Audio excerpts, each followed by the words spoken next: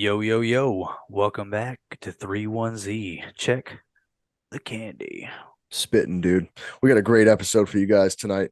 Before we get into that, make sure you like and subscribe to the channel, comment on all the videos, get that friggin' algorithm going. Follow us on Instagram at Check the Candy. Like I said, great episode today.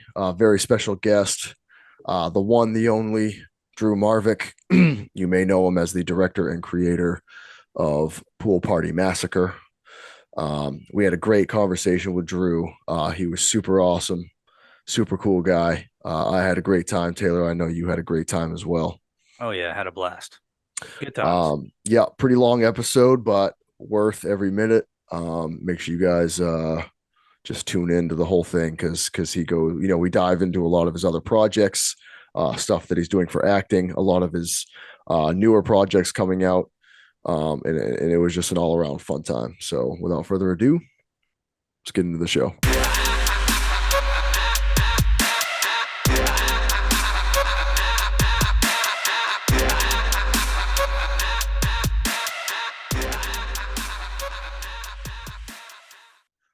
Like all my strength too. At least I thought. Yeah. Oh my God. Well, either way, I'm Taylor, and I know. This is John. So Yeah. hi. But I'm the mainer. Yeah, I was just in Maine. Really? Where were you at? I don't know. Somewhere in the woods. Where was I? Bangor. Oh yeah. Stephen King country. Is that where it was? Yeah. I wasn't in I guess I wasn't in Bangor. We went to Bangor. Right. But we were shooting in some small town and I already forgot where the fuck it was called. But somewhere an hour away from Bangor, and they had a old deserted mill that I was acting in a movie that was shot there. Nice. That's cool. Oh, cool. Yeah. Great place up here. Actually, they don't do enough filming up here. I don't know if it's because we don't have like an academy or whatever you would call it, but like not a lot of films are, well, independent films for sure, but like not a lot of other, you'd think they'd film a lot of like Stephen King stuff up here, but it's always like Toronto or like North Carolina or like something like that. And Georgia, man. Georgia's like where it's at. He gets like super pissed too. I remember, back in the 90s when he did Pet Sematary, he made them shoot it here. It was a big deal. Yeah, a guy I got close with. I did an interview with him, John Campopiano. He did like the new Pennywise documentary, and he did a whole documentary on Pet Sematary, and that was like part of it. He was like, "Yeah, I'll give you the rights to Pet Sematary, but only if you film it in Maine. It has to be filmed in Maine," which is so cool because it generated so much revenue in the community and shit, and it was really cool. Yeah, it's super cool. I saw that doc too. Yeah, he's great, man. It was awesome. I've never watched it. He keeps telling me about it, but I don't like Stephen King, so it's very hard for me to watch something about him. So well, that's a good reason though. It's a decent reason not to watch it. It's one reason why I've not watched Pool Party Massacre yet too. So because of Stephen King. No, because of you. Fucking Stephen King. I knew it. That dumb. Let's get on Pool Party though, man. I just watched it today for the first time, man, and I gotta say I had fun watching it. I had a lot of fun watching it, man. Yeah, I really did. It was really awesome, man. I loved the ending. The characters were great. I was laughing my ass off through the whole thing. Really cool. And I'm like a really big fan of like cut kills. I don't know how you would specify that, but like, obviously the old 80s B movies and stuff, you didn't have the money to show the axe going through the head or whatever, you know what I mean? So you had to do those cut scenes, then you kind of show it. I'm just a huge fan of those, and you had like that riddled throughout the movie, obviously, and it just looks it was like an ode to 80s, man. It was so cool looking, and that's exactly why I did it, honestly. I mean, I was trying to essentially make an 80s slasher but set in modern times, like capture the spirit of an 80s slasher and in a modern movie.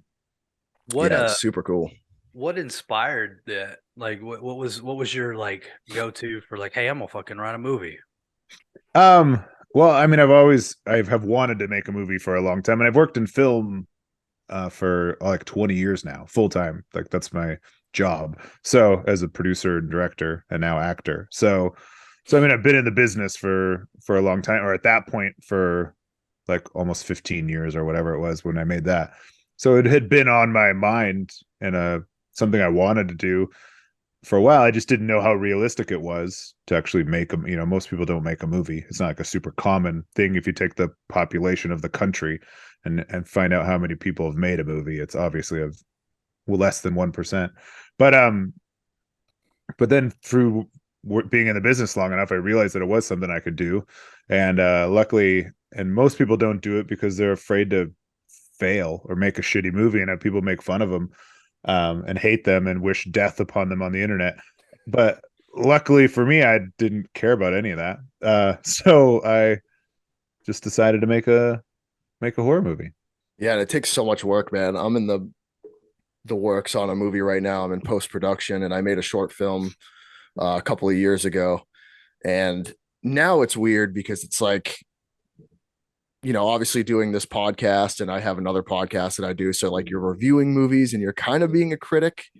And once you kind of make one, you're like, oh, it's kind of hard to find things to shit on because you realize how hard the process is, man. It's incredible how much goes into it, especially like what you did. I'm in the same boat. Like I didn't, obviously the one I'm making right now is like $2,000 budget, nothing crazy.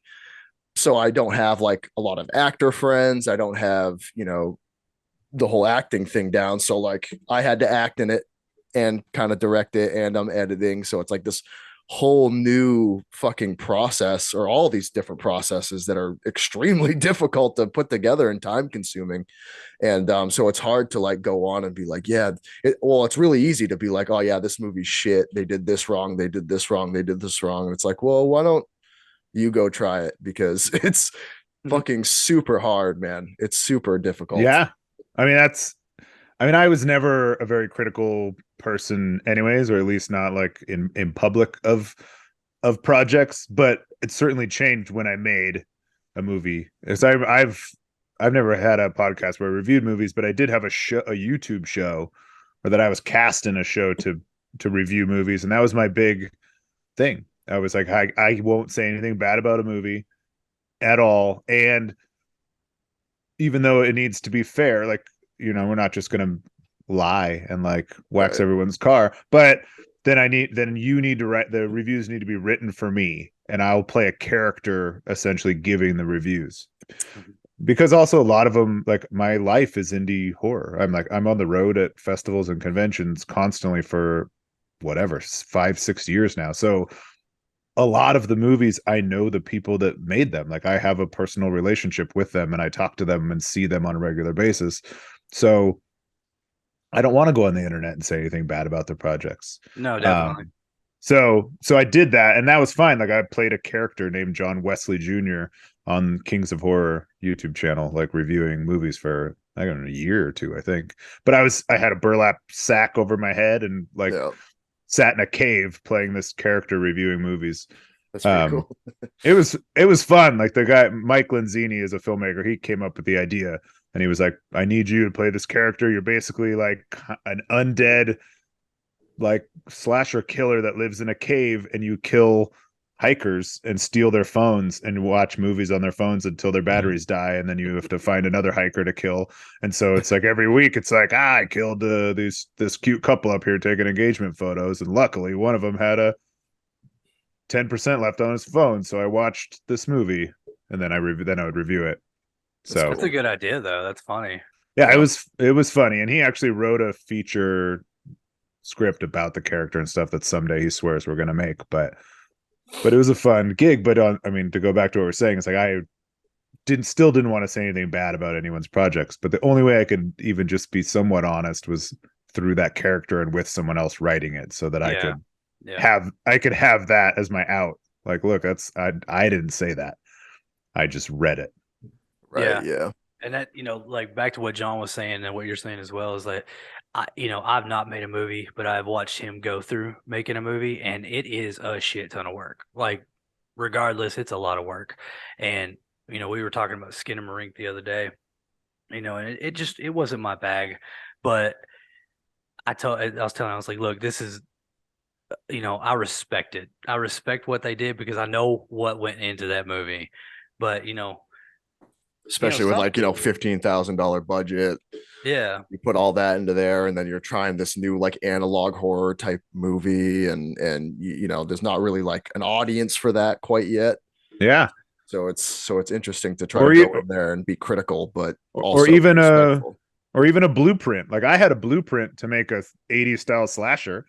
I had an entire wall full of movies that I could Right. watch and emulate and even copy if I wanted to. And something like that doesn't. Like he had to like create that, whether you hate it or not. But he couldn't just. It wasn't already a formula. He didn't just All right. make the Yeah. shots and drop it in. Like he had to be creative and come up with that. And I saw that you guys did an episode, but I didn't get a chance to watch it. But we weren't too kind. No, Let's put it that way. I was most people I was a aren't. little drunk on that one as well. I was just like, man, but I did say over and over, I'm like, look, I appreciate what went into this movie, but as far as like the movie itself, I'm just like, fucking hell, like it's hard. Well, So yeah, I don't know how many people are going to say really good things about it. And out of the people that do, I don't know how many of them are just saying it to be different. But the one thing that I say whenever like anyone asks, because I get that like even in my DMs just from random fans that are like, I need to know your opinion of insert new movie. And so I got it for Skinamarink. And the only thing I could say is it was a great example of how to create suspense and like tone without anything. Because Right. it did like there was suspense and sense of dread. Like you thought something was coming. You thought there was going to be a jump scare. You thought and he had to create that. But there wasn't even a payoff. I mean, there was nothing. That's the tough part. Yeah, of course. And that's where you're going to lose everybody. But I can step back and look at it and say, wow, it's impressive that he could create that. Because I think, in my opinion, I think it's easier to make someone laugh than it is to create that sense of dread. Definitely. And especially when sometimes you're not even trying to make people laugh, and sure, it ends up that way, and it's really easy to do that, which is still a triumph in my opinion. I mean, especially with horror, I mean, they go hand in hand, right? I mean, Pool Party Massacre is a great example. Really, it's funny. There's great kills. It's horror comedy. It has a lot of great things in it. I mean, some of the dialogue, I was fucking shitting myself, dude. It was so funny. Oh, thank you. I don't know if I think it was Tiffany when she's like, "Do I look like I know how to make a fucking mojito?"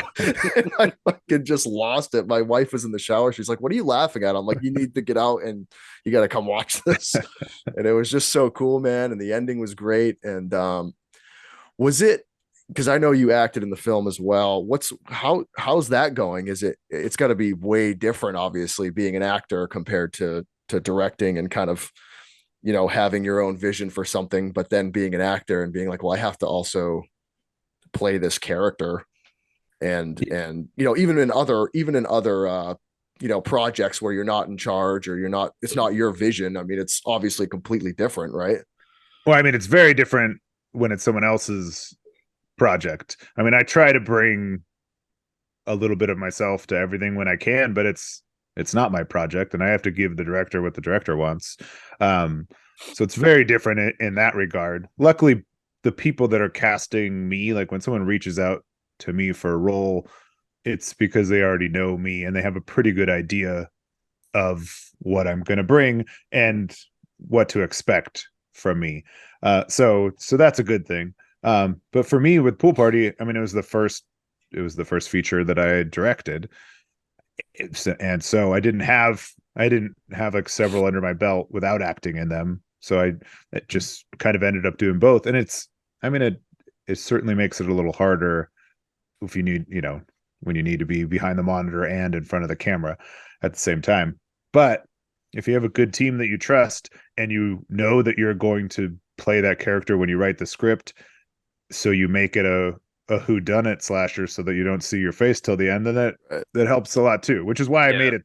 I mean, it was like an homage to some of my favorite 80s slashers that did the same thing, but it also was, I mean, like I said, I've been producing commercials for 20 years. So like I already have my producer brain and I already know what's going to work and what's going to make each day easier and what's going to allow me to, accomplish my goals from a production standpoint. So that was a no-brainer. Like, make a set at one location, not show the killer's face until the end, so that it doesn't even need to be me. There's a couple scenes where it's not even me. It's my friend Gus played the killer for like the whole pickaxe kill is my friend Gus wearing the jumpsuit and swinging the pickaxe because I needed to be, because on that day that day we actually had a TV show from Belgium filming us making the movie. Whoa. And so I was the director of the movie, so I needed to kind of focus on being behind the camera for that day. But there were other days where I just had other people jump in. Was it how about the location? I mean, so super badass. Yeah, and I also wrote the movie around that location. So the majority of the movie was shot at my parents' house, like that nice pool and like the bar and the living room, that's all my parents' house and the driveway. Some of the interiors were my house because I couldn't like pour blood all over my parents' carpet or even their bathroom. So like the shower kill, that was my daughter, like then 5-year-old daughter's bedroom, and like the whole end sequence with all the bodies, that was my bedroom at my house. So we just cheated those to look like it was all the same place. But yeah, I wrote that around. I was like, hey, I have access to a rad pool that I can use for free. Hopefully my parents will let me, or I'll just do it when they're out of town. Did they watch it? Did they watch the film? Yeah, they did. I mean, and they watched a lot of it get made. That's cool. We shot often when they were out of town, just because it was easier, like not because they couldn't see what we were doing. I mean, they knew what we were doing, but I just wasn't in their way if they were out of town, because we had to take over and I had to keep telling them to shut up. So it was just easier if they were out of town. But yeah, they watched it. They've probably seen it a couple times now. I mean, they came to we had a big Las Vegas premiere, and they came. That was the first time they saw it. And then my mom watched it again. There's a commentary with me and my mom on the Blu-ray. Oh, so man, that's cool. I gotta check that out. Yeah, That's cool. I just thought it was a funny idea to have my mom. I didn't know if anyone else had just brought their mom for no reason on a commentary. So I did it, and plus we shot at their house. So that was the first time she saw it, actually. I wanted the first time, so that was before the premiere, because I thought it'd be more fun if it was the first time. But it actually backfired because my mom never shuts up. Like all she does is talk. And she was interested in the movie, so she didn't talk. I had to keep like poking her and telling her to talk. Say something, yeah. I'm like, think out loud. Is it like an older lady out western thing? Because my aunt Janetta lives in Arizona and she never stops. Like whenever you're talking, and she just keeps going and keeps going, and she'll just talk and talk and talk forever. Yeah. Crazy. That's my mom. Unless you want her to record a commentary. But probably the sweetest person on the planet too, right? Oh yeah, she's great. I guess that I've never listened to the comment. I've never watched the movie with the commentary ever. So other than recording it, I never listened to it. But other people have said it's fun. Cool. But I just remember sitting there going, "Mom, what the fuck? Say something." Yeah, can't you just think out loud? Just talk. What about Clay, man? Who's Clay? Is he a friend of yours? Because Clay was freaking hilarious. I loved him. It's so funny, man. That was definitely my favorite character to write and to direct, for sure. So, like Clay in real life, I have a friend named Clay, and the character was based on him, and not exactly him, but it was based on him in college, and that's why he's named Clay. And my friend Nick Byer played Clay in the movie. He's a local actor and a director and a filmmaker here in Vegas, and he's just one of the funniest people I've ever met in my life. Yeah, he was hysterical, man. Wow. And so I knew it had to be him when I was writing it, and he was great. It's funny, but he's polarizing because there's some people that hate him. Like I'll read reviews and they're like, Clay was like nails on a chalkboard the whole time. Like I hated him. The whole scene where he says the Ferris Bueller Fight Club thing was like the longest 10 minutes of my life. I wanted to kill myself. And I'm like, oh, okay. I like that part. I thought it was cool. Yeah, I mean, it just goes either way, though. I mean, yeah, absolutely. I think that could be a good thing. I mean, how many horror movies do you watch where there's not one character where you're like, God damn it, this Yeah. this fucking guy. You know what I mean? It kind of Yeah. adds to it too. You know? There's Yeah. there's one part in the movie too as well whenever the phone rings, and I love that it says your name, Yeah. but it's got this huge monstrous fucking dick. Oh, And I was just like, please tell yeah. me that's Drew. Like that's just Oh, fucking awesome. I'll tell you it's me if you want. We'll just I'll stick take with credit. that. But no, I got asked that a lot at when it was playing festivals. This was like almost a guaranteed question when in the Q&As. And no, it's not. It's not mine. But yeah, I made the character that character who's getting killed with the hammer, and it's her phone. It was my ex-wife. She was my wife at the time of making the movie. So I just thought it'd be funny to write her boyfriend named Drew, and then they're talking shit about him out back, like that he collects toys and whatever, and he's a nerd. So I just thought that was like just a little funny inside joke. But then when the dick pic was actually, I just came up with that idea on set. Like after we were shooting her death, the phone was on the ground, and I was like, oh, we should get an insert of the phone, I guess, because she was just on it, like when she got hit with the hammer. And then I was like, well, fuck, there needs to be something on the screen. And I'm like, oh, Drew should be calling back. And then I was like, it should have a picture of him. And then I just like went through all this in my head while the cast and crew were eating sandwiches, if I remember correctly. We were like on lunch break.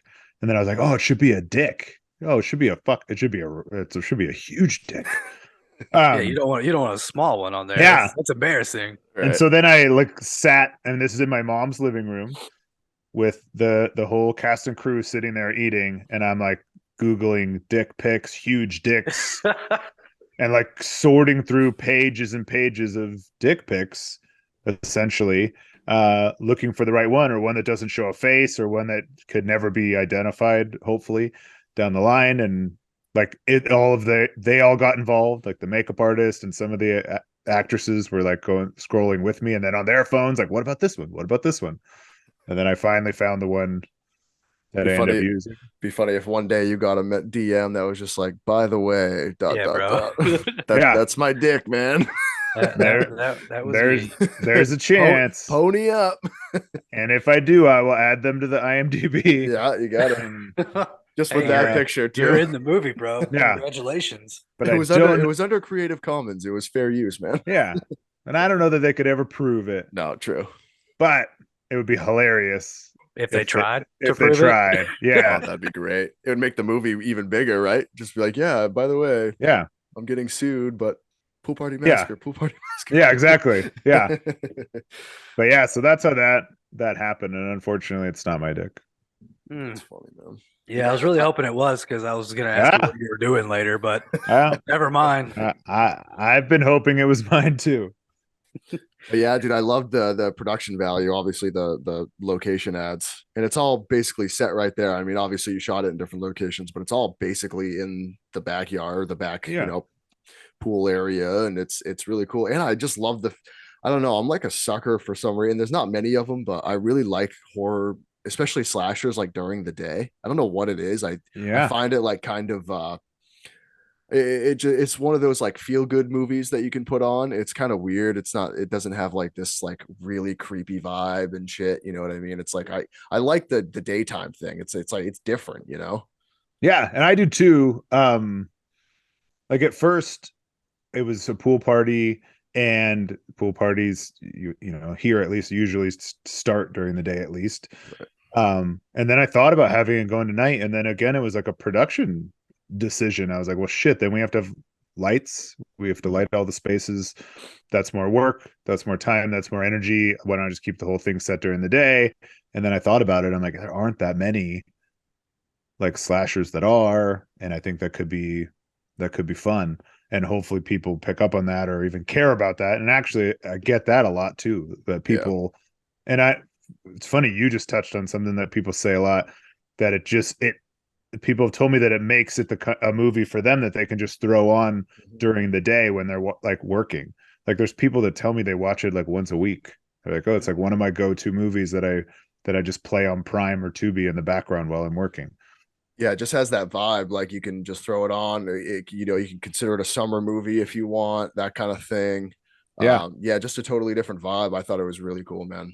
I like that How does idea. that make you feel though? Like having your movie and people comment like on Amazon and Tubi and stuff like that, and I think it's on a few other streaming channels as well. Like, and people messaging you and saying all this. How does that make you feel? Does it make you feel like, is it nice? Is it Yeah. rewarding? Well, it's extremely it's extremely rewarding and fulfilling. But it's also just weird. Yeah. I Yeah, mean, I don't accept compliments well. It's just something I never have. So it's like awkward. Like I don't know. So it's really weird for me. I'm very self-deprecating just in my humor and my daily activities. So it's weird to have somebody compliment me, but it's great. I mean, it's the best thing that could happen to you when you make some kind of art to have somebody appreciate it. So, I feel I like it would mean, be kind of like a confidence booster. Almost like hell yeah, I'm gonna keep going. Like I want to makes me want to keep striving to be better and stuff like that. yeah, well, it definitely does. It definitely does that as Yeah. well. And it I've has also like that, it has that feel of like it's other people's thing too. Like I guess that's what art kind of is all about. I know that's cliche, but like once you kind of put it out into the world, Mhm. it's other people's thing now, you know what I mean? It's not Yeah, just yours. And so that's just kind of cool when you do get the compliments that you're like, okay, yeah, other people enjoy this and it's kind of like their thing now too as well. And like, but I do have to feel that like when you mentioned the Vegas premiere, like that must have felt Mhm. so cool, man. Like, oh yeah, it was great packing a theater full of people were you nervous? to come. I was, yeah, I didn't know how it would play. I mean, when I was making it, I was really only making it for me. Like I didn't know if anyone, like I knew we would have some kind of a premiere, so I knew like the cast and crew would watch it, and my parents and like some close friends and family, but I had no idea that it would. I certainly had no idea that it would get where it is now. But I didn't even know if it would if it would be released in any way, shape, or form. Like I just wanted to make a movie, and I'm very goal oriented and focused when I have a goal. It was the same with like the running we were talking about earlier. Like there was no way I was going to stop once I have a goal. Like Right. no one can fucking stop me. So my goal was to make a movie, and then to like further delve into that, my goal was to make a movie that my 15-year-old self would have loved. Like that was what I kept saying as I was writing it. I'm like, I'm gonna make like 15-year-old Drew. I'm making the movie that he would have fucking carried around a VHS of in his backpack and like showed his friends. That was my goal. But I didn't think that 15-year-old Drew's taste would happen to align with so many horror Yeah. fans. So I didn't know that people were going to watch it at all. And then I should have known, because I should have known that would have put it out no matter what and forced it on people, which I did. And then, but I still didn't know people would like it. I didn't even know if I would like. Actually, by the time I made it, I hated it. To be honest, like I don't want to watch it. Not because I think it's bad, but I'm just hyper self critical. So Right. And you I worked on don't. it for Yeah, I was gonna say however you long worked you on it. worked on Yeah. it. It's like a long time. Yeah. Did you Yeah. do all the editing and stuff?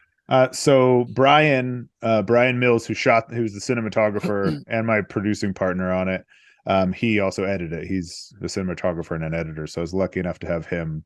I mean, that he owns a production company and does that as a cinematographer and an editor for a living. So I was lucky enough to have him. So I mean, I was there. Like I edited the movie, just like in a commercial. Like I'll be the post production supervisor and edit. I'm editing the movie, but really there's somebody else doing the keystrokes and Yeah. making sure my ideas look good, because Right. I only have the idea. I don't know exactly how to execute it. So and Well, he did.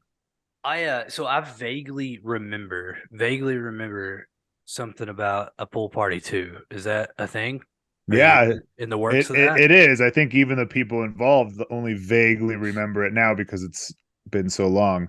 Um, but yeah, I crowdfunded it and was ready to shoot it right before COVID, Okay. and then Damn. everything shut down, and I didn't want to bring it, like even try to start it back up until everything was back to normal. Even though people started shooting projects, and depending on where you were, and like regulations in your state and things like that, I just one there was we were heavily regulated here in Nevada, um but also I just figured it can wait. Like I'm like, my dumb movie doesn't need to be a point of contention for anyone.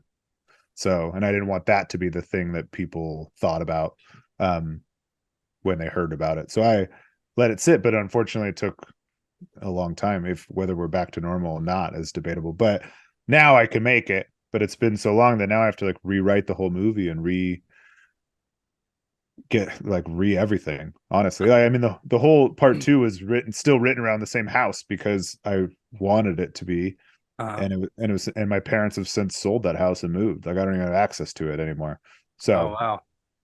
so yeah, So you would have to rewrite it now. so I have to, like the bones will be the same, but also I've changed. Like when we were talking about earlier, like when I made that, I was 50 pounds heavier when we made that movie, and I'm essentially the lead in the second one. It's going to follow me as the killer around. So you have this, and it was written to take place to start immediately after, just like the Hatchet trilogy does. Like it was gonna, that moment when it ends and Nancy walks away and you see me on the balcony, it was gonna, part 2 is gonna start right there, which would be fucking funny for it to just cut to me, like me walking off the balcony and suddenly I have like my hair's a foot and a half longer and I've lost 50 pounds and I look nothing the same and my whole beard's white. I mean, I look like a different person. So, and I think that would be funny, but also I think it makes sense for me to rewrite it and have it take place. So maybe like a Rob Zombie like Halloween dude, H2, dude, I knew you were gonna fucking say that. I knew you were gonna fucking say that, but I was thinking the same thing. I was like, he's been in the woods for fucking 10 years or whatever. He's kind of like went off and did his own fucking thing for a minute. Yeah, and that's actually exactly I've written the intro to it because I want to shoot the intro first because there's a lot of people, like the people that contributed to it. It's been whatever 3.5 years or what, since something like that.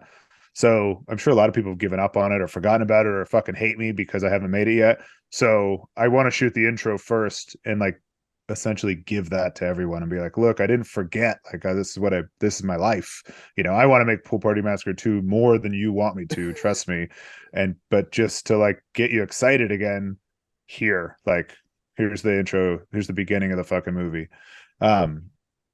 So I wrote that already, and it's actually it's kind of a play off of that Rob Zombie's H2. Oh, my man. Where they even make a comment like not to, I guess it doesn't give anything away, but it opens with people in a house shooting content for their OnlyFans, and the news is on, and it's talking about how 5 years ago these killings happened, and they're like, one of the girls is like, oh my god, what if he starts killing today because it's the anniversary? And the guy's like, are you fucking stupid? What do you think, this is a Halloween 2? Like he's been like in a cave, like fucking doing push-ups and like waiting for this, checking a calendar, waiting for the 5-year anniversary so he could show up.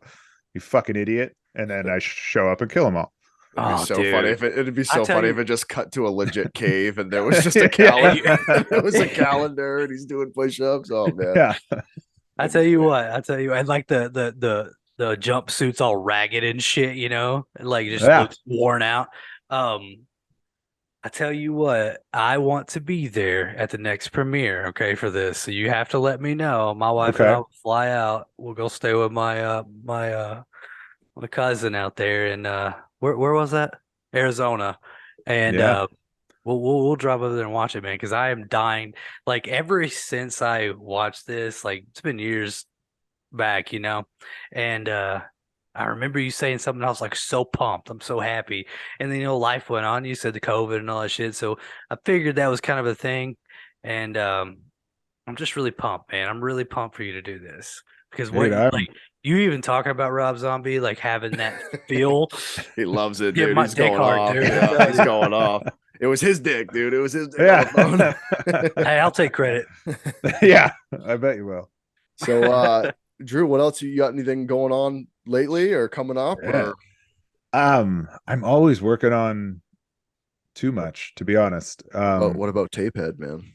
Heard a little something about Tapehead. I've never heard of it. No, dude, I know that's kind of a smaller thing, but like, no, I'm a fan of Dustin's page and what he's been doing, and it looks pretty cool, man. I love Dustin and everything that him and his wife are doing and their whole crew are doing. And I was so glad. Killer, dude. I mean, that's how I ended up in Tapehead to the rise of Jacob Cobb. Yeah. Because I actually like he followed me on Facebook and was a fan of Pool Party Massacre. And when I saw that he had made the first Tapehead, I like messaged him like, hey, how can I buy a copy? And so I bought a copy and watched it and posted about it, and we just started a dialogue. And then when he was making this, if I remember correctly, like I reached out to him and said, hey, if I'd love to be in it. If you want me to, like, if you have any interest in that. And he was like, are you serious? Like, you got to understand, we're in like a tiny little town and we're making this movie with our friends. Like, Right. This is in Hollywood. And I'm like, yeah, I get it. It's like I've been there. Yeah, but this is what I love. And Yeah. I just love other people that are like, I'm super passionate about it. And Pool Party Massacre was like stayed afloat just based on my passion. So when I see someone else like Dustin that is equally as passionate about what they're doing, I want to be a part of it. I want to like be as close to that as I can. I want to like get high. I want to like huff his passion, Right. like a fucking tweaker huffing gas. Like, yeah, you can tell he has it, man. I'm not sure, we're kind of acquaintances, not really. He had shared when I put out my short film, and then I got into his whole when he did the first Tapehead. yeah, Kind of the fan funded, just almost like his idea of being like, this is what I want to do. So he kind of put it together and was like, I can make this even better, so that's what he's kind of doing now.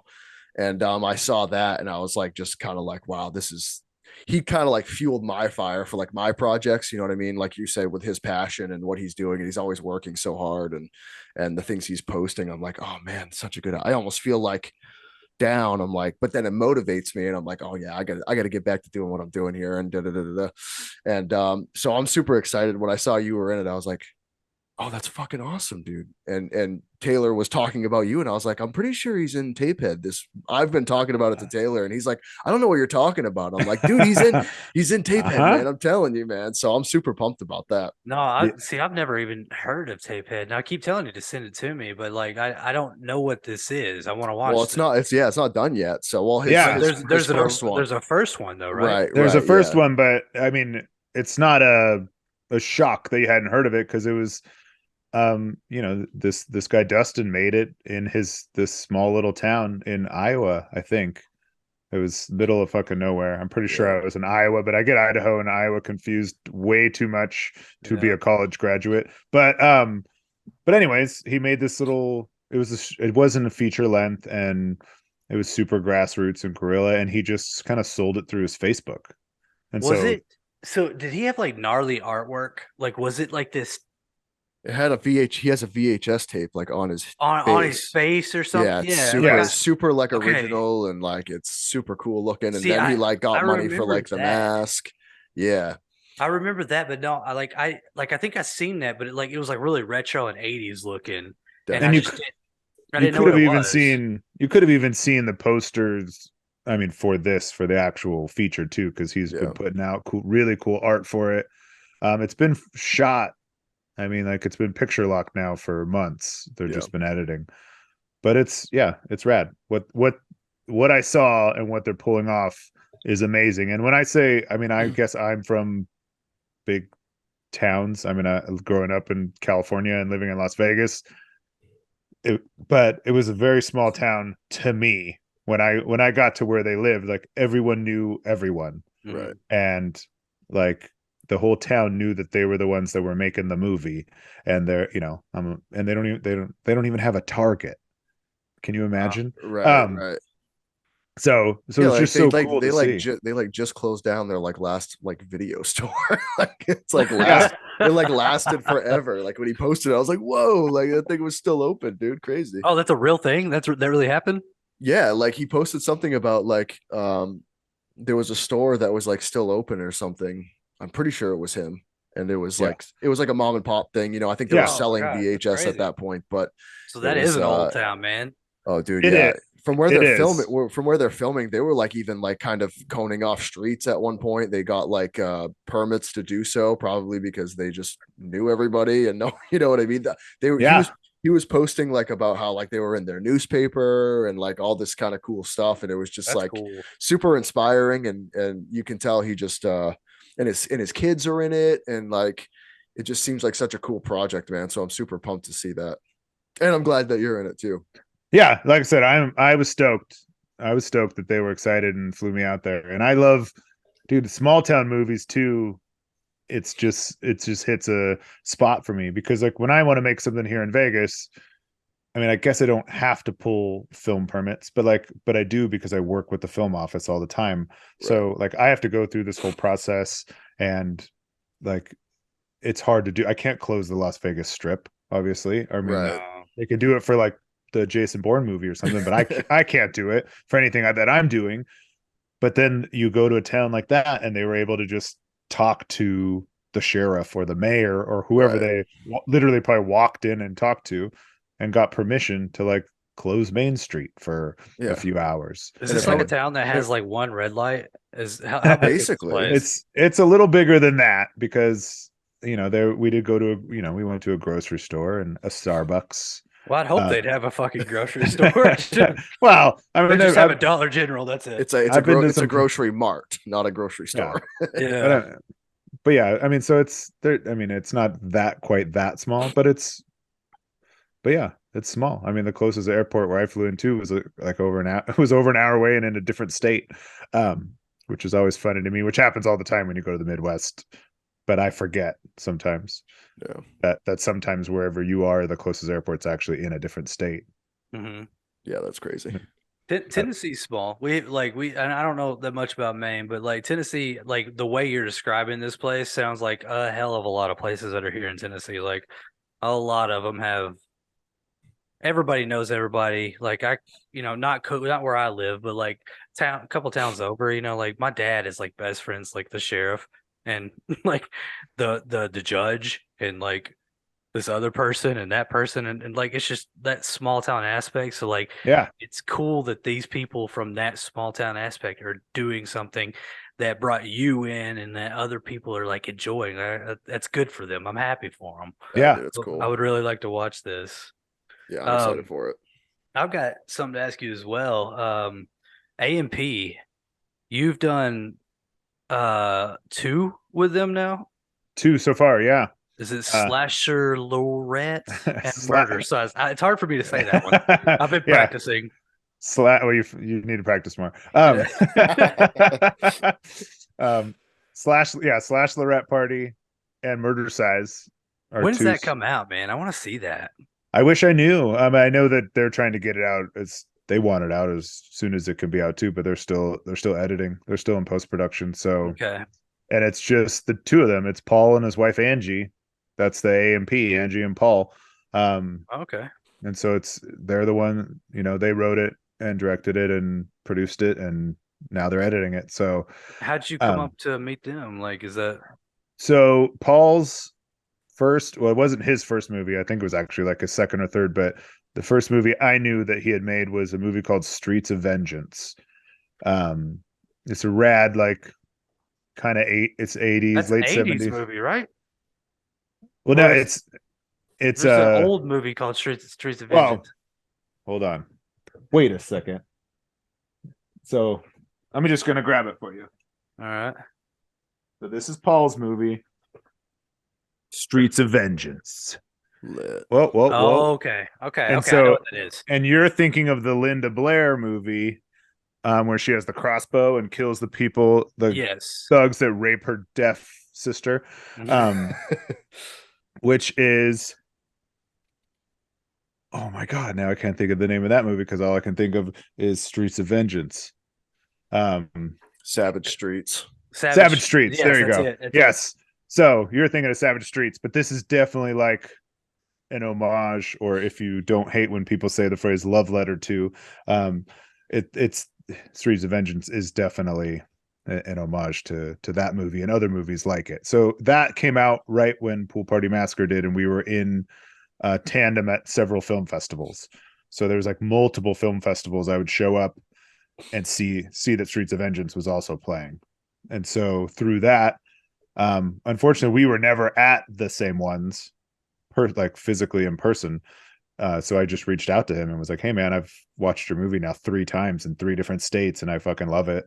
I just wanted to let you know that." And then we started talking from there, ended up meeting at a convention, and then he reached out to me one day and said, "I'm making a cabin in the woods slasher and I have a role that I kind of wrote with you in mind, if you wouldn't mind." Yeah, dude. That like I enjoyed that one. I enjoyed that one a lot. So I'm like super pumped for Murder Size. Now, Streets of Vengeance, I've not watched. I knew like seeing that artwork, I know what it is now, and I've not seen that one, so I'll definitely check it out. But I'm pumped to see Murder Size. I'll just keep seeing shit with you and like just everything going on with them. Like I love A&P, man. Like I think they're doing a great job. They're doing a great job. They're super talented and they're just really nice people. And everyone that they bring in, they're in California, Northern California, I guess it would be. And like everyone that they work with is great. Like they have their own little film family there. And so I'm lucky enough to kind of be a part of it now. I mean, from what I've heard from Paul, he's already written a role for me in the next movie. I was about to So ask you if there's going to be something else with you in there. yeah, I mean, he's pretty prolific, like most filmmakers. He's got like tons of ideas. So what the next movie is has changed, I think, 3 times in the last 2 years. Like he has multiple scripts. So I'm not even sure which one will be the next one, but he's told me about, I think, 3 different ones that all have me in them. So I'm excited. Like hopefully we'll keep that up and he won't get sick of me or whatever. But I'll always be happy to work on anything they do because I love them. Do they do any acting like you do, like in their own movies or anything like that? Because I don't think I've seen No, them. I know what they look like, and I knew that they were husband and wife, but I just yeah. didn't know if they acted in any of their movies. I mean, they might appear in some of their earlier stuff, but no, they don't. They're behind the camera the whole time. Tell me a little bit, because I'm excited to talk to you. Tell me a little bit about It Stains the Sand Red. Oh yeah. That was that was a good one. And like as Yeah. soon as you come on, I was like, hey, there's Drew. Like I told my wife, she was like, oh, cool. But she was I, reading a book. But I've like as a fan, I love that movie. It's a cool take on a zombie apocalypse. Um, so I really enjoy watching it. But as an actor, getting in it, the whole movie was shot in Vegas or around Vegas. And it was a Vegas crew, and it was produced by my friend Brandon, who was a Vegas director. That was like the first thing he ever produced, because he knew the directors. It was directed by the Vicious Brothers. They made Grave Encounters. I don't know if you remember Grave Encounters. yeah, So that like blew them up. Like that movie got huge. And then Grave Encounters 2, and then they had made a couple other movies. So they wrote and were directing It Stains, and my friend Brandon was friends with them, so he produced it. And so that's kind of how I got involved. Like everyone that worked on it were my friends and were people that I work with on commercials and stuff all the time. So Brandon reached out to me, asked if I wanted to audition for a role, and of course I did. So I went and auditioned. It was like the worst audition of my life. I mean, probably performance wise too, but mostly because if you remember the movie, it was for the character that ends up like raping the lead on the back of a yeah, Toyota, on the back of my dad's Toyota Tacoma. Actually, that was my dad's. I borrowed really. they needed a truck, and so I was like, you can use my dad's. And then I was like, oh my god, I forgot the rape scene takes place on the back of this truck. Your parents are like, holy Oh, hell. that's all I can think of. Like when I watch the movie, I'm like, oh, Fucking dick pics on phones and yep, raping on the back of a truck. God damn. that's my dad's truck. But I'm not a fan of rape in movies. Obviously, I'm not a fan of rape in real life. I don't think I need to say that, but I don't even like it in movies. Like it's just something that it really bothers me. And I don't want to be. You'll never see a rape scene in any movie that I write or direct, and maybe even that I act in. Like I'm just not. I feel really strongly about it, just personally. So I was just so excited to be in that movie, like as a big project, that I went into the audition, and I didn't have to do that part either in the audition. But it wasn't until after that I started reading the script more and thinking about it and realizing that I didn't want to do it. So luckily, I was not a good enough actor to get the role, because I don't know what I would have done on So they set that wanted day. you for that part. Yeah, so he wanted me for that part, I didn't get it. They ended up casting a great actor out of LA and bringing him in to play, and he did a great job. He's very convincing. And that's when he said, "Well, hey, there's like other than the one featured zombie that's the lead in the whole movie or the co-star of the whole movie, he's like, there's three other featured heavily zombies. Mhm. Would you like to play one of them?" And I said, yeah, of course. Yeah, I So like your kill, dude. She's like, I think it's a hammer, right? She's bashing the yeah, fuck out of you. it was like a big red pipe wrench. Yeah, yeah, yeah. And yeah, and she just bashes the hell out of me. It was a fun shoot. Like it was freezing cold. I think it was like 18 degrees. We were at some like old retired Air Force base, like at an airport or an airstrip in some old building. That's why we were able to. I was like able to bust through that door for Mhm. real, and like I put a couple holes in the wall on accident with my body. But it was a fun. It was a cool shoot. Um, and it was a learning experience. I couldn't see shit. I had cataract contacts in, and we had to like choreograph this fight scene with the lead actress that obviously I didn't want to hurt. So it was an interesting, like there was a moment where if for those of you that don't know the movie, I'm a zombie and the lead is walking through this abandoned building and I bust through a door and the door doesn't have hinges, so it flies across the hallway. And they like wanted the door to be fairly close to her so that there was, she was in danger. But I couldn't see.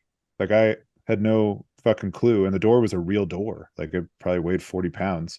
So I was scared shitless that I was gonna like kill her, Brittany, on accident, or like this door was gonna fly and hit her in the head. Because had to like I had to shove that door as hard as I could to get it to fly all the way across the hallway. Mhm. And so it was dramatic. And once I throw the door, I just have to barrel out there and and then figure out whether or not I've killed her in real life or if she's still standing there. And luckily, every time she was still standing there, and then we would have our fight. And she wasn't strong enough to like push me through the wall like we do. So she would push me, and I would have to throw myself against the wall. And it was like the first take we did, I throw myself against the wall, and I put a giant hole in the wall with my back. And they loved it. They're like, that was amazing. Like, shit, you hit the wall so hard, like you put a hole in it. Can you do that again? Like, can you just move over a little bit next? I'm like, yeah, I'll try. I can't see. I don't know what the fuck's going on, but so I do it again and I nail that spot and make a new hole. And they're like, that's rad. Let's do it one more time. And now I made it, and I did it one more time, and I made it to the stud. And so Oh I God. threw my body back as hard as I could and hit an immovable object and Did nobody almost bring a knocked tape myself measure? out. Like, No, we just didn't even think about it. We were just like having so much fun and also trying to get, we were chasing the sun. We were like 6 hours behind schedule at that point, or they were. So like they're worried it was going to get dark yeah, before we finished shooting, and we were all daylight through the windows for the most part. So we were just in a hurry, and I can appreciate that as a filmmaker. So I just kept resetting as fast as I could, and then all of a sudden I almost knocked myself out trying to throw myself through a wall that I couldn't go through. that's funny. Um, yeah, and then we finished the rest of the scene. She bashed my face in with a pipe wrench, and Mhm. we moved on. That was a good movie. Like that was a very different take on a zombie movie, like Yeah, apocalypse. I don't think I've watched one like that. Like that was Yeah, I I gotta liked watch it. that one. Sounds rad. I haven't It seen that was, one yet. yeah, it was a good movie, and I've always kind of wondered about the contacts. I didn't know if people could actually see through those, you know, because they're so convincing.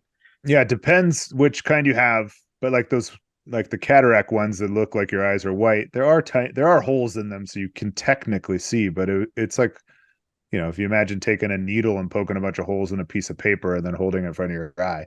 Yeah, So, I mean, the light comes through and you can see objects moving, but like you could never drive a car necessarily. Like you're yeah, definitely limited. And then when you're in a dark abandoned building and you're trying to peek through a crack of a door before you throw it at some woman, that's it's hard. pretty nerve wracking, huh? Yeah, Yeah. props, makeup, and like shit like that is so hard, man. Masks too, like even they look so cool, but when you put them on, they're just like fucking, when you get like movie quality masks or whatever, like nice latex masks and shit, they're like taking your eyeballs off, dude. They're like going under your Oh, eyelids sometimes, and for sure. they're like skin tight and they look awesome, but like the person underneath them is like, I'm fucking dying, man. It's Yeah, crazy. those like super high graded. That's the silicone ones that are like Yeah. skin tight Yeah, and the form to silicone your ones. face. They're amazing. But yeah, they are. And then if you have a beard and long hair, I mean, it's insane trying to put. I have one sitting around here somewhere, um, and it's so hard for me to get on without ripping my face off, Yeah. and then to get off without ripping my face off too. But Yeah. they're rad. Yeah, they're so cool. My new film we're filming, we use a silicone. It's a half mask, so it's not as bad, but the character's hooded and has antlers, and Oh, nice. so it's like skin tight, and then had to do the makeup underneath the eyes and mouth and stuff like that. But like, my actor who was playing this demon character is like, dude, this is wild. Like, you could see It his is. eyes perfect, but like, it's pulling him like back, and he's like, dude, this is like skin tight, and you're like, oh, but it looks so fucking cool. Like, just survive one more hour for me, Yeah, but it's hardcore, man. it is. I wish I had mine. Oh, it is right here. I also have my Peter Jackson bad taste mask right here, Oh, Love it. that's sexy. which is my favorite. But That's sick. this guy, Yeah, dude. well, he doesn't normally have the wig on, but And that's like full mask, right? Like, yeah, I mean, it yeah, goes down dude. to like into your chest. Oh, look, you probably can't see, but there's my hairs all over stuck to it. Yeah. I'll tell you what, with masks like that are skin tight that fit to you, because I have a couple of them as well. The beard, dude, pulling the beard, like I can deal with the hair because I don't have any hair, but when my hair's grown out just a little bit, it doesn't hurt as bad as when it's pulling my beard trying to get that shit off, man. That fucking Yeah, sucks. it's not It's good. tough. Baby powder helps a ton, Mm-hmm. just for future Oh, reference. that's a It's good gonna idea. when you get it off, there's gonna be baby powder all over you and your clothes and Yeah. stuff, but It's okay, man. It but helps it your hair doesn't hurt. too. Or Yeah, protects the I used mask a to little bit too. it does. I used to have long hair like you back in school, and then, like I was just lazy as fuck, and I just like baby powder it instead of showering before I went to school, so it didn't look greasy as hell. Nice. So I know all about baby powder. Now I have to put it on my nuts to be able to walk, but What happens Well, when you get old? yeah. it does But happen.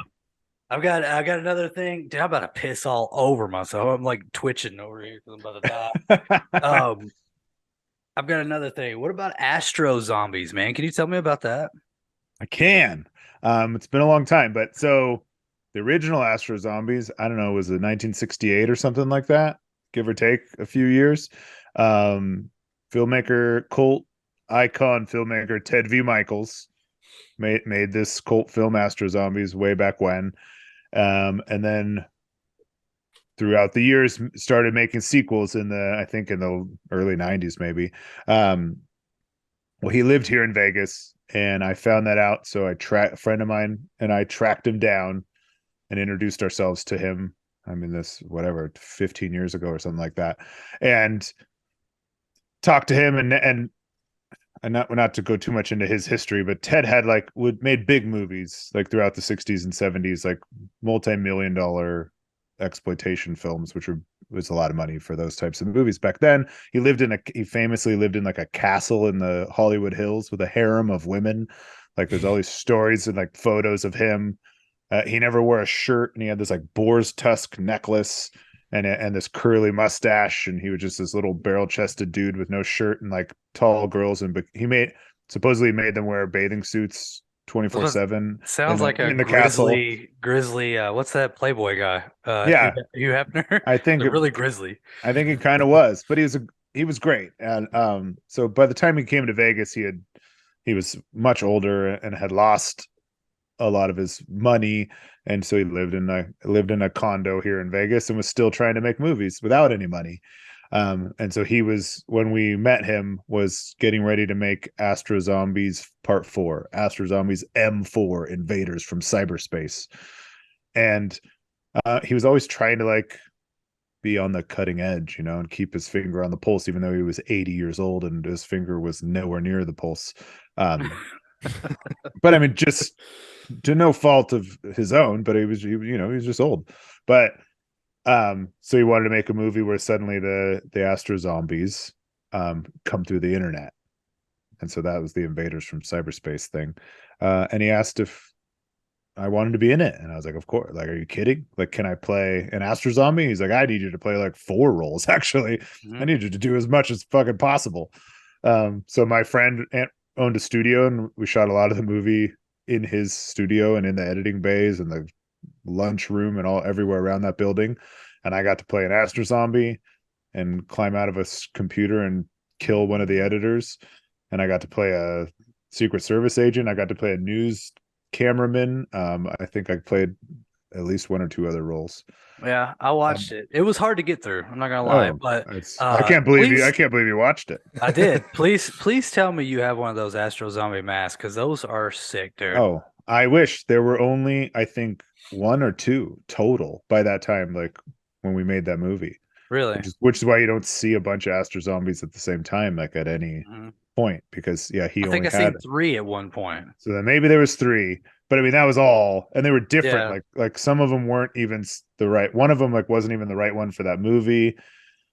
Some of them had like were supposed to light up but never did. But yeah, it was the thing, he couldn't afford to get more made. They So were very cool masks. Like there, honestly, like watching it, like that was the best part of the movie was the mask. Like the mask was yeah, so cool. and it's very similar to the original look of the character from like the 60s movie that like the Misfits song is named after and everything. Like, so it was cool to be in it. I remember my like strongest memory was I had this idea that I wanted to I climb out of a computer screen. I don't actually climb out of it, but my character like comes out of the computer screen, and then we shoot lasers out of our eyes and like Mhm. kill people. And I was trying to explain to Ted, I was like, look, or we choke them, one or the other. For some reason, those are what we, there's only 2 options. So you're like, listen, these aliens either shoot you with their lasers or they choke you. But I was like, Ted, I really want to kill myself as the Astro Zombie.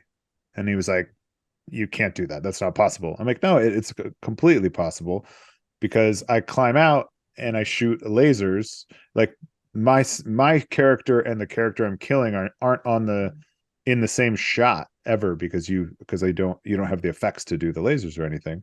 I'm like, so it's not hard at all. Plus, we could put Jimmy in the Astro Zombie after I play myself as the editor. He can be in the Astro Zombie. That's fine. I just love the idea that I'm this Astro Zombie and I'm killing myself. Just let me do it. And he never could wrap his head around it. I like I like writing it out for him. I'm like, this is not complicated at all. And he never got it. And then finally, like I was holding up the entire production trying to kill myself as an Astro Zombie. So I just gave up and ended up having to kill Jimmy, who was one of the editors at this post house. Mhm. So, oh well. That's a fun story, man. Because honestly, I was watching that movie and I'm just like, oh, this is this is hard. But like It's it's it was good. Like it wasn't bad. It was just no, it's bad. yeah, I didn't even It's think okay. like I got it all because I feel like it was what was that like 20 when was that? That was Mm, 2015, 2014 somewhere around. I thought it was, wasn't it? couldn't no, it had to be before that. I would say No, like it might do have that. been 2010, I right? would say 2010 if I had to Yeah, because just I was thinking my daughter was born then, so like and I was thinking back to then. I'm just like, for a lower budget film, I was like, this is good, this is fine, like and but no, the mask man, like that was just my biggest thing because I was really hoping you had one of those because I'd buy it off of you. I'd like give you oh, anything you He's wanted. always trying That to thing, barter, dude. I wish I did. And I tried to buy one off Ted multiple times, and then Ted and I became really good friends after that. Like I would go to his house and hang out with him, and I was like co-producing his movies after that to help him out, and I actually started making a documentary about him. Um, because his next movie after that, well, his next movie right after that, I was also in. Which, if you want Astro Zombies 4 to be better, watch this movie because it's so much worse. I don't even remember what it was called now. Oh, Paranormal Extremes: Text Messages from the Dead. That's what it was Oh, called. it sounds fun. Fuck It's not. yeah, dude. Sounds It's intriguing. not. It does It's sound not. intriguing, though. It Sounds does like sound sounds like a intriguing. late night Yes. Tubi night, you know? Yeah, yeah. Uh, it should be. It would have done better. But anyways, it was fun. Again, I was happy to help out Ted. But after that, he also had another cult classic called 10 Violent Women. It was like a women in prison movie from the 70s. And he really wanted to make a sequel. So he started making 10 Violent Women Part 2. I was helping him co-produce it. He was trying to raise money. It was going to be the biggest movie he had made in his later career. He really wanted it to be. He never got the money. Um, I figured it'd be the last movie he made because he was old. I think he was 86. He was like could barely stand up. He had a cane, and he would like hobble around set with his cane, and he still shot almost everything himself with a little camcorder, like leaning on his cane. So just a great inspiration to like that was part of the other reason why I was motivated to make Pool Party, because I'm like, if Ted V. Michaels can do it, he's like 86 years old and can't even stand up, and he's making a movie, and he has no money and nothing else, just his passion and his drive, that I could do this too. Yeah. But unfortunately he passed away while he was making 10 Violent Women Part 2. So he Man, never finished that movie. I never finished my documentary. And maybe you should pick up in like legacy of him for 10 Violent well, Women, you know? well, that's the plan. He actually, like, on his deathbed called me to him and like put that. He didn't even give me a choice. He was like, you have to finish 10 Violent Women Part 2. Wow. Here are the notes that I've already written out for you of the scenes you need to shoot and direct. This is what you need to do for me. And I was like, fuck, no pressure. Dude. Right. Wow. Okay. So it's still my plan. I mean, now it's been years and years and years. I just didn't know exactly how to do it. Or the right way to do it. It's kind of a weird thing, like, because especially at the end, like what he was doing wasn't good by any means. But it was fun and campy, I thought. Like, I'm in that movie as well. And but it's not good. And he actually had me direct a scene that's in the beginning. And I remember shooting with my friends, and we had to keep, like, for lack of a better word, like dumbing it down. We're like, hey, remember, like, this has to match everything that Ted's shooting. Like, I don't know if we should have a dolly move in this, because Ted's not going to have a dolly move in anything. And I don't know, things like that. And then we ended up giving it to him, and he was mad because he said it was too good. He was like, this Well, doesn't match. like, Doesn't And match. you dumbed it down? Yeah. Yeah. Well, I mean, we just shot it for fun. Like, we just brought one light in my friend's living room and Right.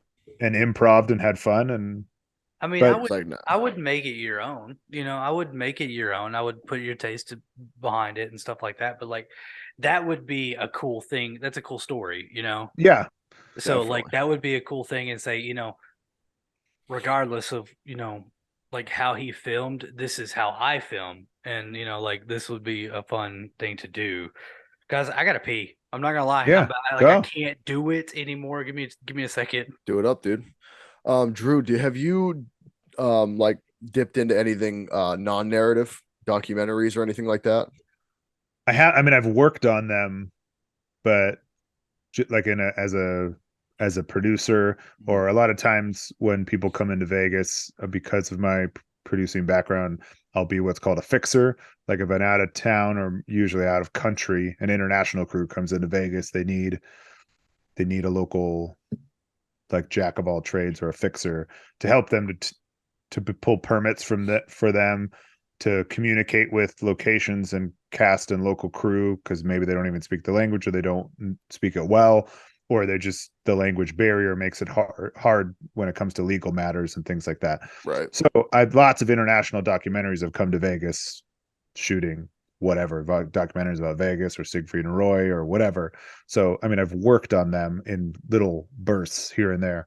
But I've never done one myself, other than this documentary on Ted V. Michaels that I started making. And I would still like to finish. Like, I'd stopped because he passed away, and I thought that was the story was gone, because the story was supposed to be him making his last movie, and it was supposed to end like triumphantly, kind of like the end of American Movie with the premiere of Coven, but it was going to be like Ted premiering 10 Violent Women Part 2 in a theater and introducing it, and his like very iconic laugh that he had, and it would just kind of end on that note, on this high. So then when he died, I was like, well, fuck, we can't, if there isn't that moment like Yeah, it of, sucks. of Ted watching his movie. But over the years, I've realized that the best replacement to that moment, like nothing can replace that, would be me still having that moment and like in his honor, like still finishing the movie. And the documentary now continues, and it's about me finishing the movie for him and bringing in people that he knew and that cared about him to help, and like all of us kind of joining forces and finishing the movie for him, and then still having that premiere and his kids can come and whatever. Definitely. Yeah, there's And definitely a story to tell there. Wow. yeah, so I'd like to still do it, but it's documentaries are weird for me because it's not um me just writing a script and then shooting Right. it. Like it's a lot more time Absolutely. and a lot more work. Research and all that. Yeah, You got to get facts right. You got to get all that. And I'm sure yeah, it seems difficult to kind of set up too. I mean, it's, to have a good documentary, it takes a lot of planning. I feel like, not that, all movies do obviously, but there's the way it's told is very important. It can't just be like, yeah, you see some of those old like 80s or 90s documentaries and it's just like, fact, video, fact, video. yeah. Nowadays they're very intricate and almost have a script, you know what I mean? They're told in a specific manner. Well, and they have a different tone. Like the best example that I can think of off the top of my head would be the movies that made us on Netflix. I Yeah, don't yeah. like those, the Yeah. tone of those and the way that Mhm. they cut those and they add humor is great. Like that would be, I think that's like the pinnacle for me, at least for Definitely. the way that I enjoy the In Search of Darkness docs do a really good job too. Yeah, the movies that made it, those feel like nostalgic themselves. You know Yeah, what I mean? Which is the whole point, I guess, right? But they yeah, they they give off that feeling, and that's like the whole point of it, which is really awesome. yeah. And those only, and that only works for that subject matter too, though, because they're Right. talking about a lighthearted subject and making movies. Like obviously, if you're making a documentary, about the killing fields of Cambodia or something, Right. then You can't do that. you couldn't keep cutting to like the same laugh out loud joke or whatever. Right, Uh, right. but but for that, it would work, and for what I'm doing, it would work. But I mean, that I'm tasked with not only making a documentary and figuring out how to do that, but simultaneously making a movie Making a movie. while I'm making a documentary about me making the movie. Like so it's daunting. That's so I haven't even thought about it. Plus, there's no money. Like there's not only is there no funding for me to finish the movie or for me to make the documentary, but there's also probably no way I could make money. Like I certainly wouldn't make any money off finishing his movie. Like I don't own the rights to his movie. I don't even know who would, to be honest. Like it could never get released. I don't even know, but I would be making it either way, Yeah. even if it just plays once, and I would like to honor him and finish it. So, and then the documentary I guess would be fine. I do have a release from him from when he was alive to make the documentary and to use his films and stuff. That's good. But yeah. So Awesome. someday I'll add it to my list of things to do, but I have to make Pool Party Massacre 2 first before I can do Yes. I'm excited for anything. that, man. I'm super excited for that. I'm excited for Tapehead.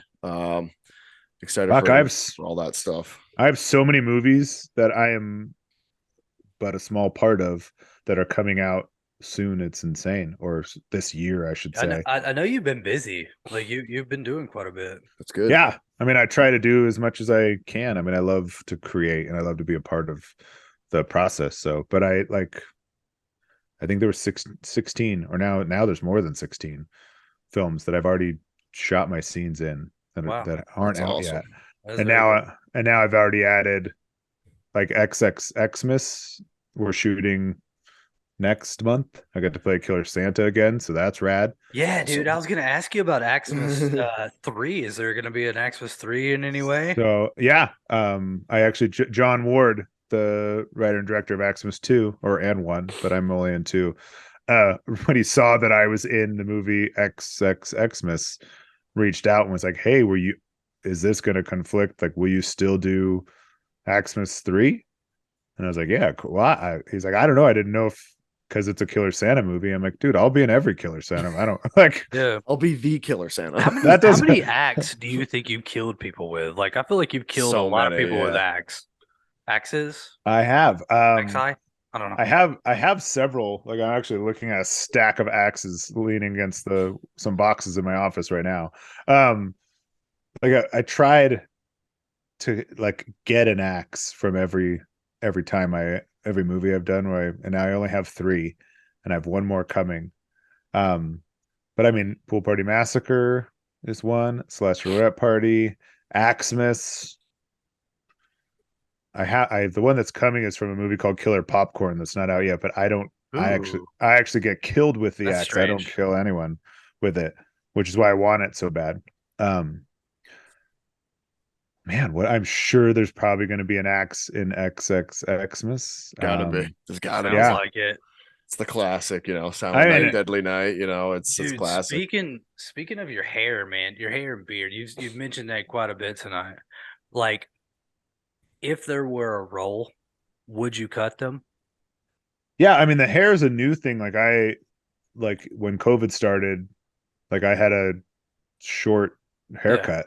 But you've had And the beard for a while. the That's beard, hard to get rid of. yeah, the beard I've had for I mean, it's been over 10 years that it's pretty much just like less white. It gets whiter every day. But the beard I've had for over 10 years and I've wanted to get rid of it. Like there was a point pre-COVID that I was going to shave it in either after or even in the script of Pool Party Massacre 2. I had an ending where I actually shaved the beard.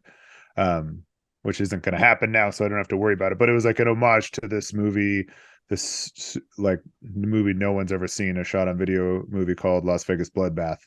And at the end, the killer like is locked in a bathroom and pulls like a corpse over him and pretends to be dead. And I was like, oh, that'd be fun if while the cops are like, because at the end the cops show up and there's like this battle. If I'm in the bathroom, if I shave my beard and pretend to be a dead body and they're looking for this big bearded guy and they break the door down and they're like, oh, it's just a dead body. And then when they turn around, I stand up and I kill them.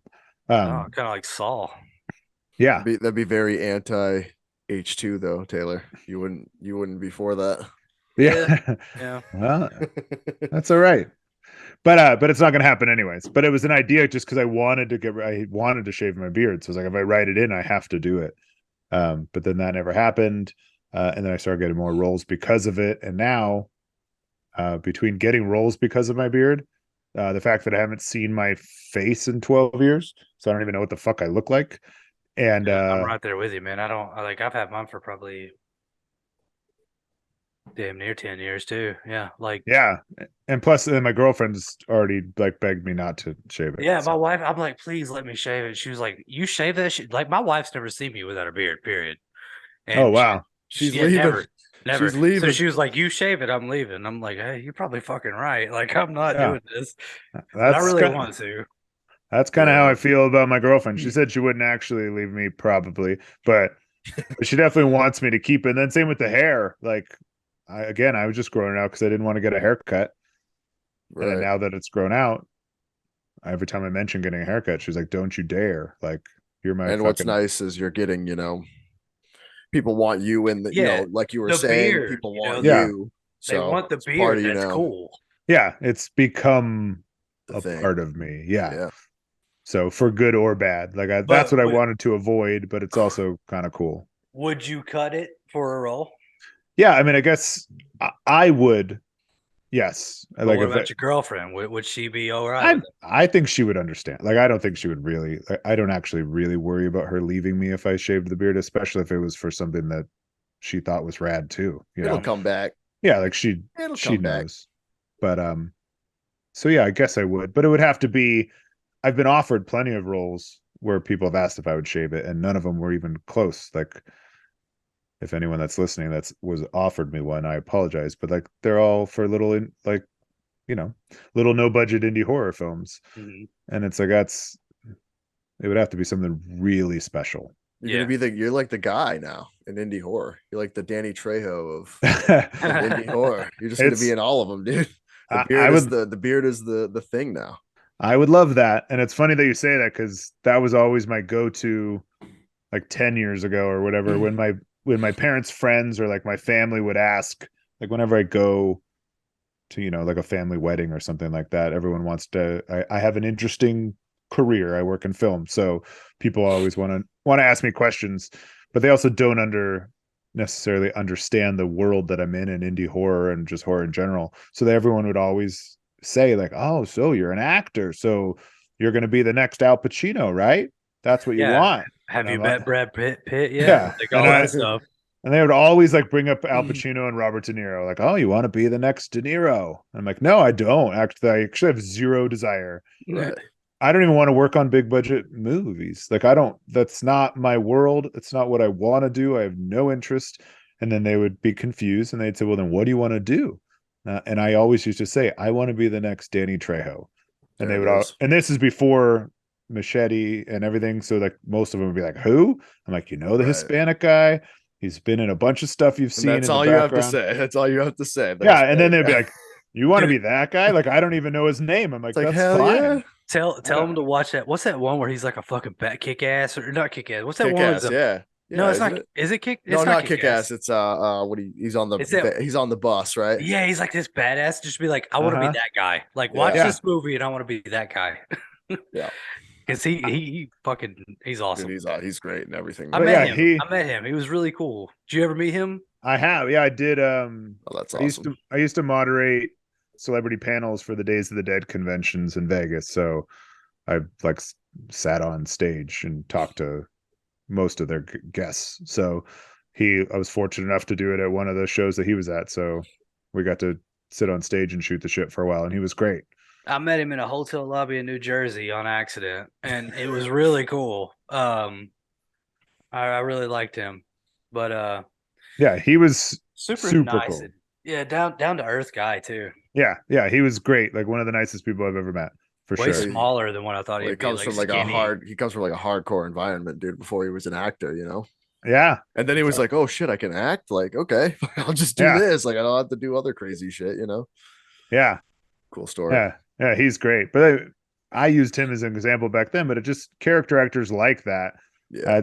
I'm like, man, that's so cool. They're in tons of movies, and if you're known like an iconic character actor or have a recognizable face, you usually end up having, even if you're only in the movie for 4 minutes, it's going to be an interaction that's important in the movie and that everyone remembers, and probably a scene that's like trailer worthy, and and people are going to remember your death or whatever it is. I'm like, that's what I want. Like, I don't want the responsibility of carrying a fucking movie. Like, Yeah. that sounds horrible. I like, Jesus It's a lot of Christ. stress. Yeah. Yeah. So how do you feel? How do you feel about like Nick Cage? You know, since he's kind of went off the rails and kind of done his own thing. Are you like about that? Yeah, I mean, I'm a fan. I like Nick Cage. Like, I don't know, he makes me happy for some reason. Oh, dude, he's awesome. So And he's just super Fantastic. weird. Yeah. Like no one knew that he's super weird, but he's super weird. And Yeah. He's just like, fuck Hollywood, man. Yeah, I'm it's gonna go great. on and do my own shit. Yeah. Made his shit, made a living, and then he was like, you know what? I'm gonna do all these fucking weird movies, and like it's awesome. Yeah. Dude, I love it, and I'm excited anytime I see that he's in something. I'm dying to meet him. He lives here in Vegas, so Really? and like I've never seen him, but I just know he lives here. Go Just find him. pitch right So, Pool Party Massacre 2 right now, man, because I feel like if any time he would go for it, it would be right now. Right now, dude. Yeah. there is a chance. Yeah, Yeah, right there now. is. And then tell him, hey, yeah, I did this podcast with Check the Candy. Tell them, come on here. That'd be really Right, cool. exactly. I would shit myself. Oh my Like, god. Yeah. he's such a cool dude. Yeah. Like, I feel like he's a nice guy. Like, I don't know, but I feel like he's kind of like a fun person to have a beer with at a bar, but you can also go to a rave and have fun with him too. Like, I just feel like he like mixes really well. Yeah. Well, rave Nick Cage. That would be interesting. That would be awesome. Raver Nick. Yeah. So, Yeah. all right, so we gotta wrap this up soon. I got it's 10:30 here. It's 11:30 John's time. What time is your time? I don't know. 8:30. 8:30. God, you guys 8:30. are early That's nice. people. That's nice. Still my bedtime. Yeah, dude, it was my bedtime like 4 hours ago. Had to work, baby. I was wanting to ask you, like, I know you did a few. I don't know if you've done a few. I know you did one thing with your kids, and that was the barn too. I think you did it with your son, right? Hmm. Yeah, I've Was your done daughter in that? not in the barn too, just my son. Okay. They've both been in stuff, but yeah, my son and I are both in the barn too, which was awesome. That was a great experience. I love I've just see, we were talking about this the other night in the barn too. It's not on anything. No, man, and I was like, Crazy. let's buy it real quick, and it was like $30 on Amazon. I was like, holy shit! Like, hold on a minute, so let's figure this out, you know. And I was gonna try to. We're trying to watch it, so that's the only thing. So we're gonna buy the movie, but we were wanting to talk to you about it and all that stuff. And I just knew that you were in that. I think you said your son, yeah, because I yeah, remember you posting something about that. yeah, my son and I mean we're a small part, but we're a fun it's a fun part in the opening of the movie. So um yeah, it's a good role. And but yeah, the movie's only available physical right now. There's Yeah, crazy. no I was digital at all. surprised. Which is what Justin did with the first one too. I remember the first one came out kind of in tandem with Pool Party as well, and that's how I met Justin. And I remember that was his approach, and we talked about it a lot because he was really afraid of pirating, and so he only had it on physical for a long time. But it still can get people would still rip it and put it up like it was a. Yeah. But it seemed to have worked for him. Because the barn did really well, and it's a great movie. And so I think he has a similar approach with this one, but it will for sure be streaming at some point. I guarantee you he already knows exactly how and when and where and has it all planned out, and is just waiting for whatever the right time is. So, That's So awesome. you said your daughter has done a few things with you too, right? yeah, so I wrote and directed a short in the anthology 1031 Part 2. I don't know if you've seen any of the 1031s. Part 3 just came out actually I saw the also. I think I own the first one. Yeah, so there's in Part 2 I have a short in Part 2, and my son's in that one a lot, and my daughter is like a trick-or-treater in it with some of her friends. So she was in that. Then I have a short in an anthology called 13 Sleighs Till Christmas. It's a Christmas anthology, obviously. I have a short in that, and we shot that uh right in the right in the heart, like in the heat of COVID, where here in Vegas we like productions was shut down completely. You couldn't pull a film permit at all, or actually at that point you could pull a B-roll permit, but you had to have uh 5 or less people. It was the only way you could even film legally in the whole town because of COVID. And so I needed to shoot mine, and I didn't know what was going to happen with COVID. Like I said, it was right at the peak. So I wanted to adhere to those rules because I didn't want to make something and then one, someone gets sick and something bad happen, and two, Right. it have repercussions um, from the local film office or whatever, local government or anything. So I had to make it with 5 or less people. So it's literally just me, my son, my daughter, and a 2-person crew. And we shot it. I wrote the whole thing to take place in my daughter's bedroom. And we made this short, the 5 of us. And it's really the only people on camera are my son and daughter, pretty much the whole short, and myself for a minute. But it turned out great. I mean, for what it is, for this little one night shoot with 2 kids and 2 crew members, it turned out kind of fun. So that's on 13 Sleighs Till Christmas. So my daughter's in that a lot, and then they've both been in a bunch of commercials over the years and Cool. other people's movies. Like my daughter's in the movie The Macabre with me, um, and she's been in something else too. Oh, there's oh man, now I can't remember what it's called. But yeah, there's been a handful of other things that my kids have been thrown into. Well, good. How is it acting Awesome. with them? It's great. I mean, my son's been acting. Like he took theater when he was young. He loves acting and he's actually really good at it. Like I think he's great in the 1031 short. I love his performance. And same within the barn. Like I think he was amazing. And actually I still get calls from people from the barn crew and cast that say that anything they make and they need a kid like he would be their go-to because of that, because of his performance and everything. So I like where I'm also like critical of, like, there's times when it's my projects, when I'm shooting something with him, like where I'll be a dad and a director, which is not a good mix, because I'll be like, dude, just fucking focus. Like, what are you doing? You know, knock it off, get your head in the game. But he's really good, and so is my daughter, and she loves it. My daughter's a theater kid too, so she wants to be in every movie. She doesn't understand why I can't get her in every movie that I'm in, Right. Because she wants to be in more. But I love working with them, and they'll be in everything that I make if there's a role that they can be in and they want to. She's a little younger, right? She's 12. My son's 16, and Yeah. she's 12. I thought so. Okay. Yeah, That's yeah. cool. Your daughter was it 2010? When was she born? 2010, yeah. My daughter's 12 too. Cool. Um, well, good, man. That's a good accomplishment or like feel good for you at least. Like that your Yeah. kids are kind of doing something that you kind of like, that you endure. Following the footsteps. Yeah, for sure. And I don't need them to follow. It's actually like a shitty business to be in, or it's just really hard. It's hard to make art for a living in any way, shape, or form. And filmmaking is certainly hard. So I don't push it on them, but I love that they're interested in what I do in some way. Like my son wants to make movies. Like I think he has like 3 scripts right now, feature scripts that he's working awesome. on. It's always good to write too, man. Yeah, Just exactly. Keep writing and writing and writing, and you're gonna come up with something cool eventually. Yeah. And he's got a bunch of ideas, and he goes to a tech school, a vocational school, and they have a film program as a minor, and so he's taken that. So he makes like he's always coming and showing me edits of like a commercial that they had to make in class or a PSA or whatever. I wish they had that shit when I was in school, man.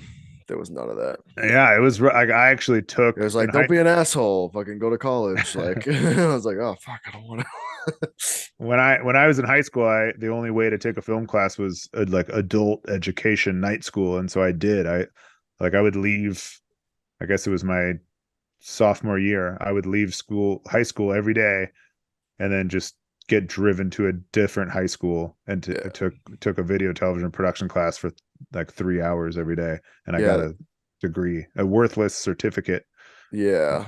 Yeah, they had like AV club and shit, but it was basically like you went and filmed like the basketball games. Yeah. And like I played basketball, so like I could do that. But it was like, or you wheeled in the AV TV. Yeah. You wheeled in the AV cart for the fucking, salamander fucking documentary or whatever, you know what I mean? So it was few and far between. But man, this has been great, dude. This was an awesome conversation. Drew, I appreciate you coming on, man. No. Thanks for having me. We should do it again. I'd love to get you and Dustin maybe on when Tapehead comes out, and that would be awesome. Talk about that. That'd be so awesome, dude. I'd love that. Yeah, it'd be a lot of fun.